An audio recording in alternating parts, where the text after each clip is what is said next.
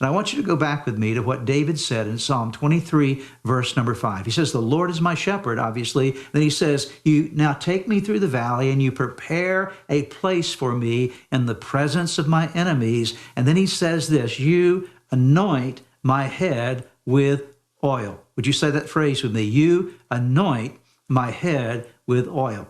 Now, when David wrote those words, they were very special words to David because David was a shepherd.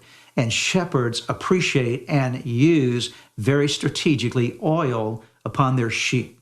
One of the things that shepherds will often do for a sheep is anoint the head of that sheep with oil just to prevent the infestation of insects, because insects, especially in the hot, dry summer, like to get into the membranes of the sheep and work their way in and irritate the sheep. And so a shepherd will often take a horn of oil and pour it on the head of that sheep and provide that resource so that those insects cannot infestate that animal. And then there are times, for example, when parasites want to eat their way into that, they actually can crawl through the ear system and embed themselves, parasites can, in the brain of the sheep and actually destroy that sheep. And so the shepherd will anoint the head of that sheep with oil to keep the parasites, again, the insects and the parasites away, the infestations and the infections away. And then oftentimes when the sheep get a little rowdy, the shepherd will anoint the head of that ram with oil so that it helps when they're butting heads with others. There's a rubbing off, there's a lack of friction, a lack of hurting the other. So there's a